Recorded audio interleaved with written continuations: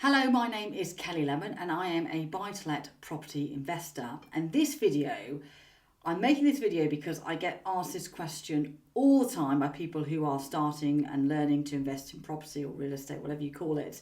And it's about raising money.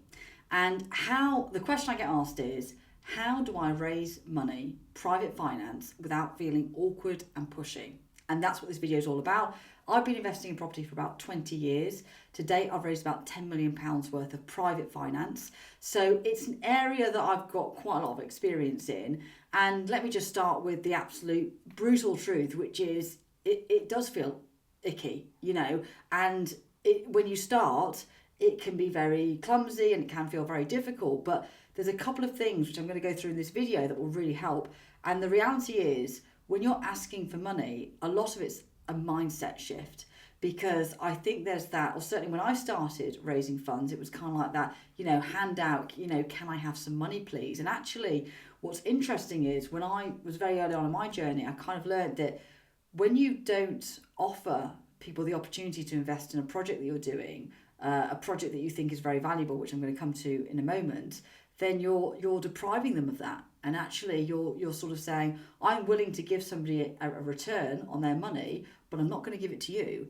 And that really kind of helped shift my mindset and then see it as an opportunity rather than as an ask.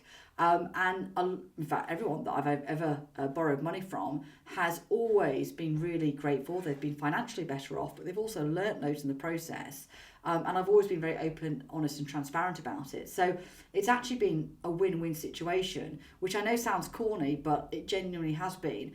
But trying to retrain your mindset in that place when you're starting out is really difficult. So I just want to be totally real with you that it is awkward. And actually the only thing that makes it less awkward is almost feeling the fear and doing it anyway. And you've kind of got to get out there and practice. You've got to get out there and get used to asking or raising finance, because in essence it's a skill like loads of the other skills that you need when you're investing in property. So that's one thing I kind of wanted to get across really early on.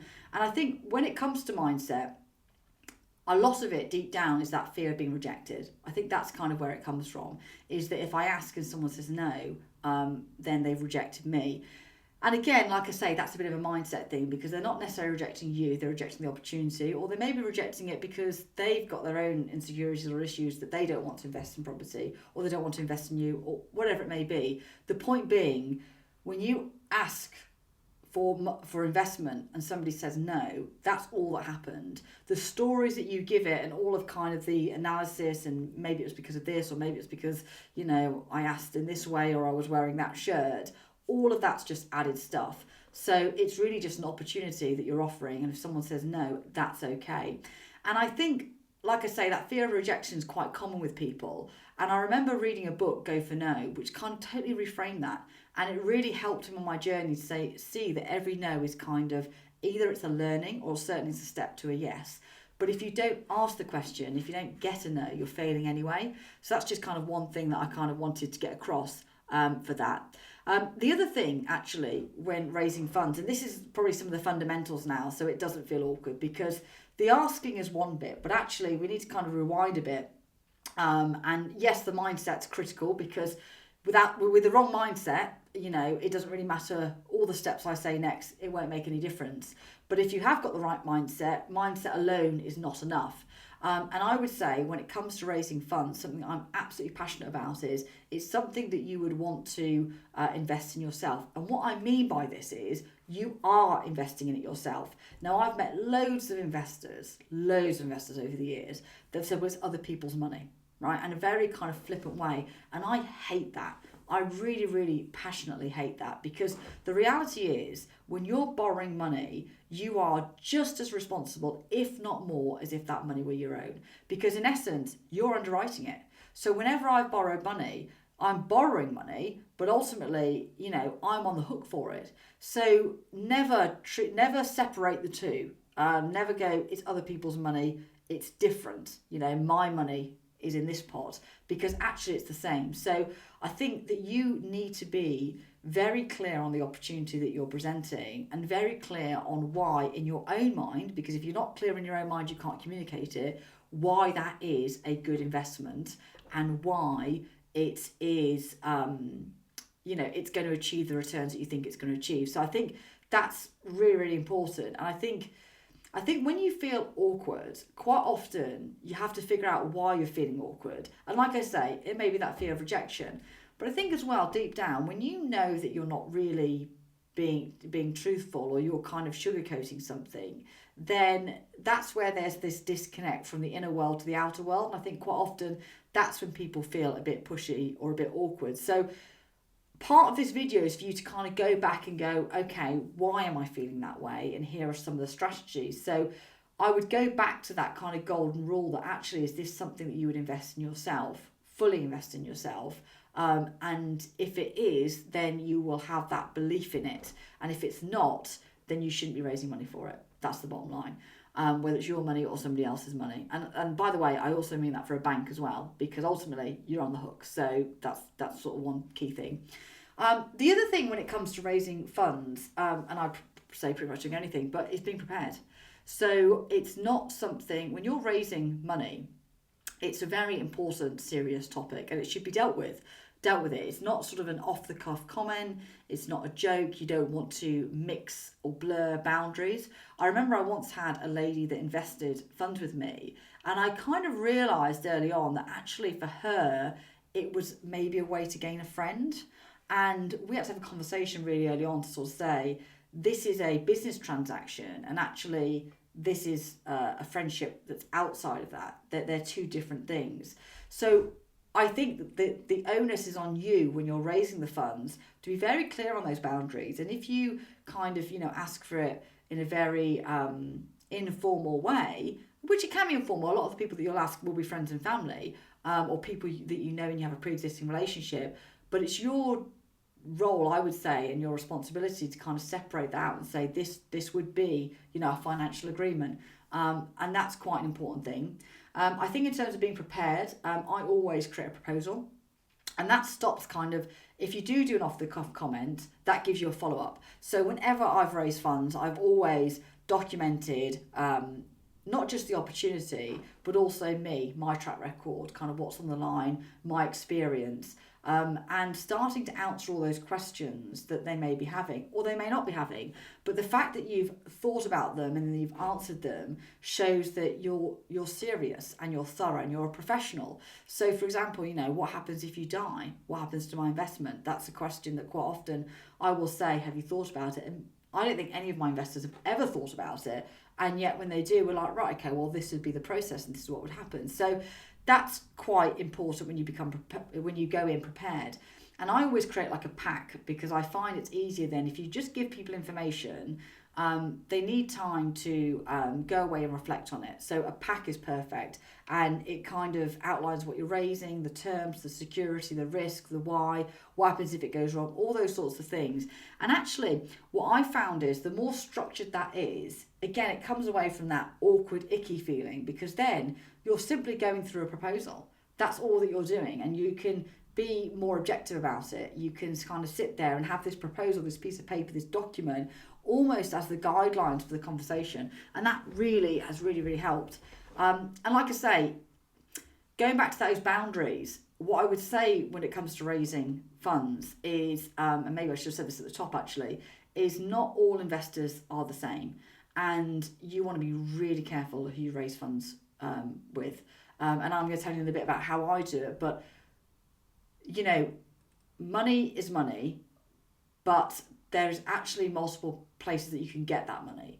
You've got to really kind of assess the investor that you're borrowing the funds from and kind of what they want from it, and making sure that their objectives are kind of clear. So again, I said about that friend who potentially, maybe she was looking more for a friendship, and that's not the way to do it. Alone is not the way to do it. So, and that's where you kind of have to be very ethical with yourself, and you also have to be very transparent.